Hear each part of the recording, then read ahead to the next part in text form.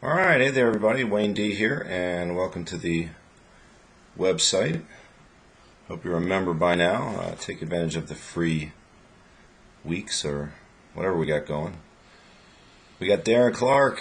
Everybody wants Darren Clarke. What a great guy. Great win at the British Open. Super interesting swing. Fairly simple looking, obviously. Of course, most good players, other than a few, do have simple looking swings. Tough to get great angles from TV coverage, but do the best I can here, and we'll take a look. So let's get started. First thing you see, if you note the grip, I know these images are a little small, but hone in on that. So you see the nice inward bend of the left wrist. So I would say that's a 3-knuckle grip, and pretty much the way I like to teach it, with that wrist sort of vertical, meaning that the top and bottom of the wrist are angled up. Wrist is pushed in against the grip.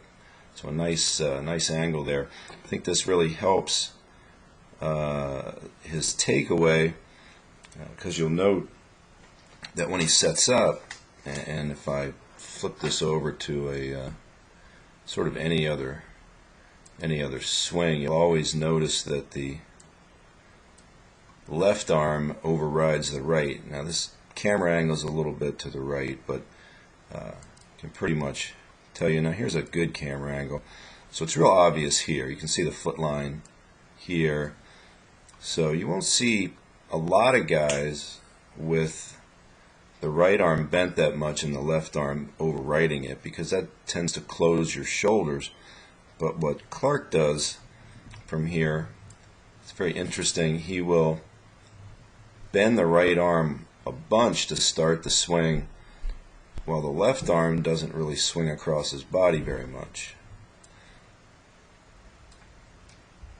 with a nice lift of the hands. So if you ever watched the takeaway instructional video that I do, I talk about how the elements of an up the plane, shaft plane takeaway has to do with the wrist elevating the club head, the hands rolling the toe up a little bit. You can't really see that here, but you can tell that the face isn't really shut, and the trunk moving the whole shooting match with the right arm bending a la Hogan, and that's what you see Clarke doing here. So club stays outside of his hands, and because of that he doesn't get it underneath him. So that closed shoulder, what appears to be a closed shoulder position, doesn't cause him any problems.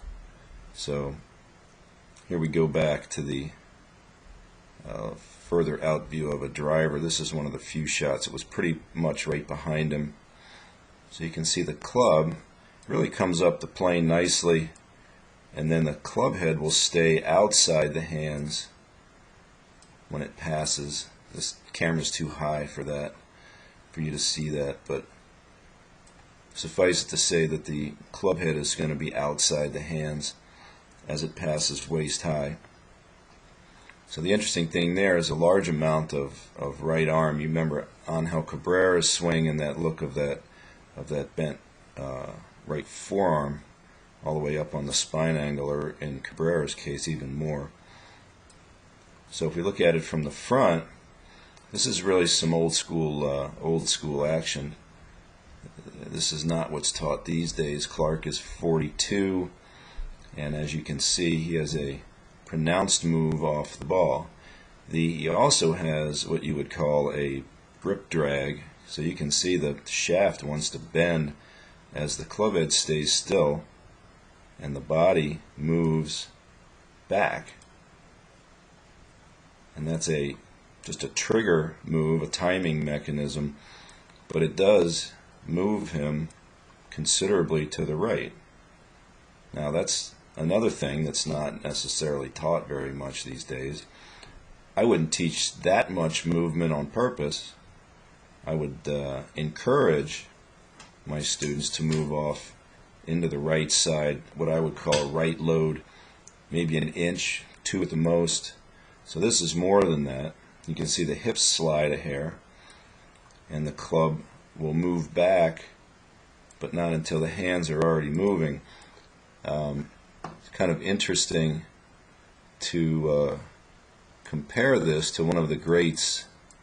See if I can find his swing, and I'll show you. Here's Byron Nelson. Now check this out. Watch the shaft. The shaft bends, the club head stays still, and he's moving to the right off the ball. In fact, if you look at Nelson's swing and you look at Clarke's swing, you see some really cool parallels in the way they load right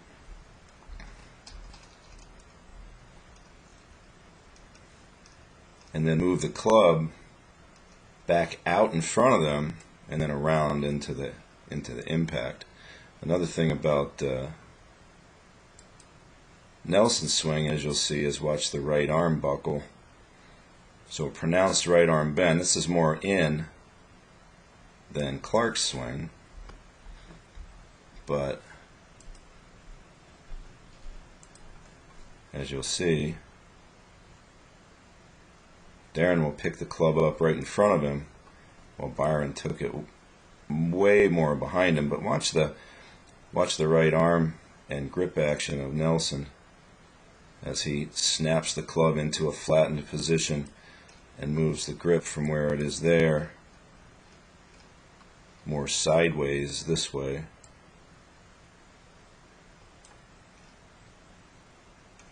Which is precisely what Clarke does as well. So when you watch Clarke's takeaway, you'll see that the left arm is situated out in front of his body, and when it goes back, it's going to go back fairly straight away. It's not going to really move around behind him very much. But the right arm is going to have a tremendous amount of bend. Now, let's watch the hips here. Let's see if we can get back to his other view.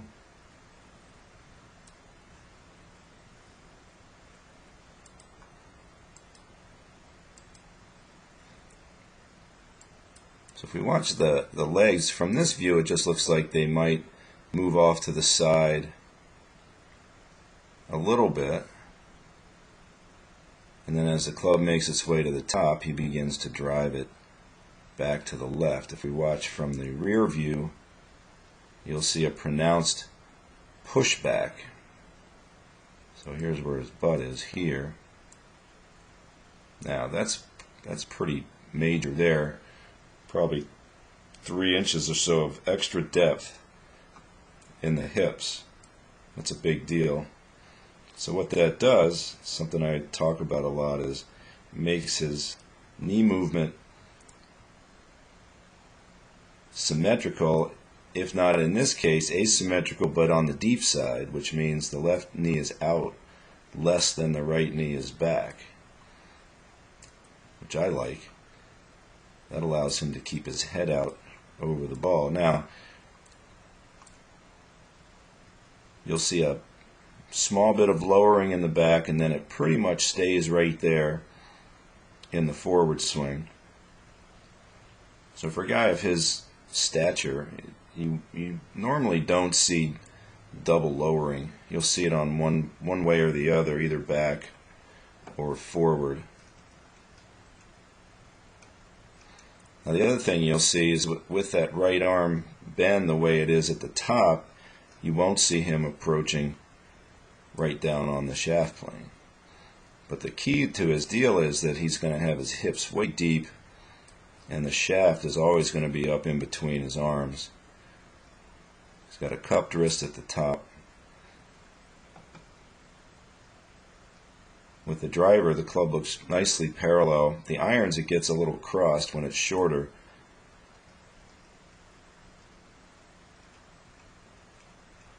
But his hips are nicely open by the time the left arm is back to parallel, the left knee disappears, and now he opens up. And since he's nicely open and moving around, he can deliver the right arm and shoulder through the ball in a covering action, partially which is enabled by the lateral movement. So you'll see once he moves off the ball, he has no qualms about moving back forward. His head will get a little ahead of where it started. So that kind of covering move there where the right arm from right about here is able to drive well forward of that position, that allows him to cut off his swing very easily and lower his ball flight, which is paramount importance in Europe. So here you're seeing a swing kind of built for the conditions that they had to play in the British Open. So when we look at, there's another swing, it's an older swing, same idea. You can see the back up in the hips is deepening the hip movement. Club comes up in the air, left arm is pretty straight out, the right arm is fairly bent.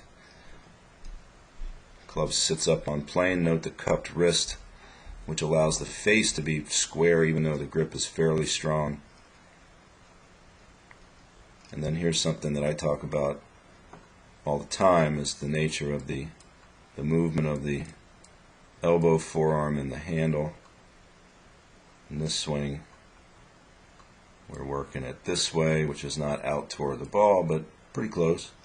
You can see the elbow definitely moving in, maybe a little more than the grip.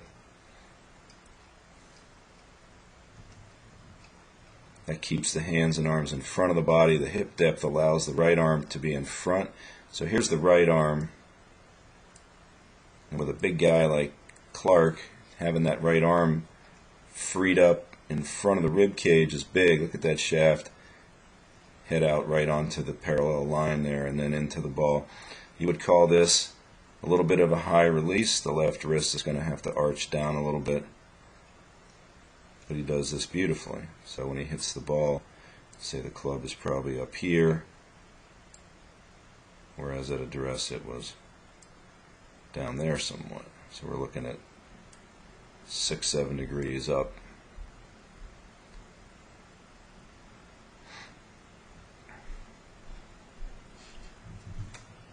So again, one of the big factors here in his swing is his ability to hit these little hold-off shots. Here was a little punch shot that he hit up on one green here. Let's go back.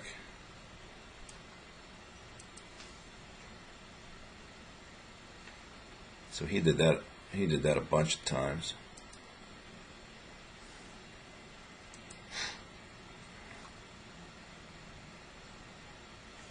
Now this is a 4-iron shot. Now you just don't see too many guys with the ability to hit shots like that. It's no more than a punch, but it was from like 190 into a gale. Beautiful shot.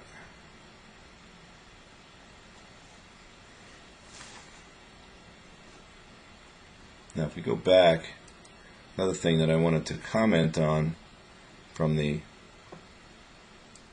front view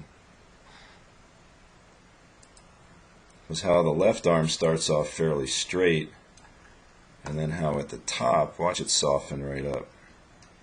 So this is what I would call a rounded off arm here. I also really like that instead of stiff arm. So there's a lot of things that you wouldn't necessarily see taught by, a method, but certainly, as you saw when I compared it to Byron Nelson, these are things that have been evident in great players for years, and obviously Clarke put them to use and had a great win. So I hope you enjoyed that, and I'll see you later.